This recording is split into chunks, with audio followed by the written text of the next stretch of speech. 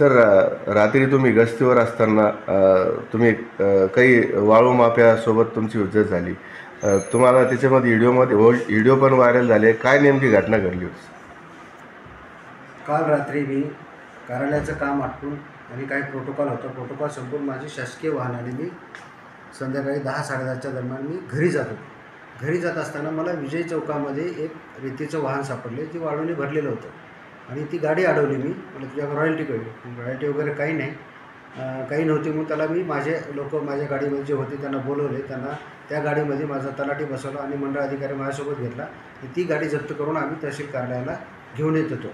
तर तेवढ्या याच्यामध्ये त्यांनी SP ऑफिसच्या बंगल्याच्या बाजूला जे कुठला तो रोशन गेटकडे जो रस्ता जातो, कटकट गेट रोशन गेट कटकट गेट रस्त्यावर ती गाडी वळवली आणि माझ्या गाडीला पण ते सगळे 5-50 रेती माफिया सगळे जमा झाले आणि माझ्यावर हल्ला करायचा प्रयत्न केला. मी गाडीच्या खाली उतरलेलो नाही. त्यांनी बऱ्याच अवाच्य भाषेत शिवीगाळ केली, बोलले काहीतरी. मी सगळे त्याची व्हिडिओ रेकॉर्डिंग माझ्या मोबाईलमध्ये केलेली आहे, मी गाडीमध्ये बसून. आणि एवढा गोंधळ घालून त्यांनी मी जप्त केलेली गाडी पळवून लावली. सर, तुम्हाला काही शिव्या वगैरे दिल्या का ते लोक? शिव्या दिल्या. आता माझ्याकडे सगळं रेकॉर्डिंग आहे, काय काय बोलली काय नाही ते. आणि ह्या सगळी तक्रार करण्यासाठी मी संबंधित JC पोलीस स्टेशनमध्ये गेलो असता तिथे माझ्या अगोदर ते सगळे रेती माफिया तिथे जमा झाले होते आणि पोलिसांनी माझी कुठलीही नोंद घेतलेली नाही. उलटा माझी शासकीय वाहनसुद्धा झडती घ्यायची म्हणून त्यांनी माझी चाबी काढून घेतली वाहनाची आणि मला 3 ते 4 तास बसून ठेवले.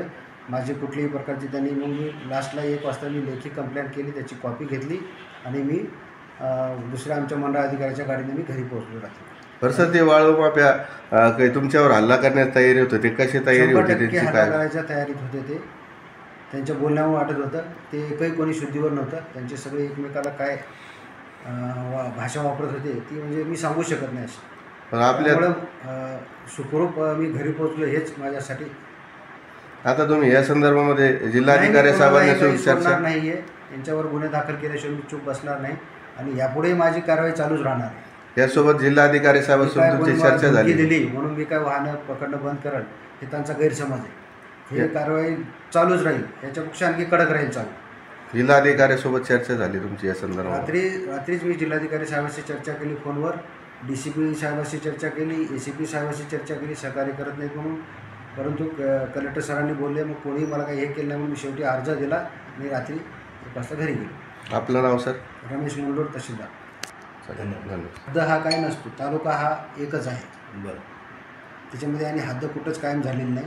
अप्पर तहसील आणि तालुका एकच आहे. तालुका असल्यामुळं आम्ही त्यांच्या जाऊ शकतो, तिकडचे येऊ शकतात. आता माझ्या समोर जर एखादा गुन्हा घडतोय तर हद्द नाही म्हणून सोडून देणं हे काय चूक नाही. भरलेली गाडी होती, मी पकडून आणत होतो आणि रात्री पण तसंच झालं होतं. बरं, शहरभर सर अवैधपणे वाळू गाळे चालू आहे. यांची काय रॉयल्टी नसतात? हे रात्री लोक हे जे धंदे करतात, हे वाळूवाल्याचा धंदा रात्रीच असतो. दिवसभर आम्हाला ऑफिस असतो, आम्ही काय रात्री जास्त फिरू शकत नाही. आठवड्यातून 1 दिवस देऊ शकतो, दररोज तर आम्ही नाही फिरू शकत. सर्वांना बाकी तहसीलदाराला जुमानत नाहीत तर बाकीच्यांना जुमानाचा विषयच नाही आहे. बाकी मंडळात हे सगळं अंगावर गाड्या खातात. शिवीगाळ वगैरे मारहाण ते आता किरकोळ झालं असं म्हणायची वेळ आली.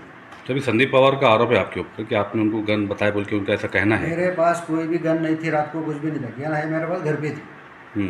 कल गाड़ी में कुछ भी नहीं था, मेरे पास भी कुछ नहीं था. और गाड़ी अभी भी पुलिस स्टेशन में है। पर सर के ते ऊपर से लिए गाड़ी मेरे को समझ में नहीं आया अभी तक। संबंधित वाळू जे तस्कर जे आता तुमच्या समोर येऊन तुम्हाला धमकी देत होते, त्याच्यामध्ये संदीप पवारचं नाव पुढे येते, त्याच्यावर कारवाई संदीप करणार पवारच का? आहे तो मेन तो पोलीसवाला आहे. तो म्हणतो मी स्वतः पोलीसवाला आहे, माझं काय होत नाही. आपल्याकडून काय भूमिका घेणार मी आहे? आता वरिष्ठाला कळवत काय होईल, वरिष्ठाला कळवतो. तुम्ही आज लेखी आता पत्र तयार करतो, पाठवतो लेखी. धन्यवाद.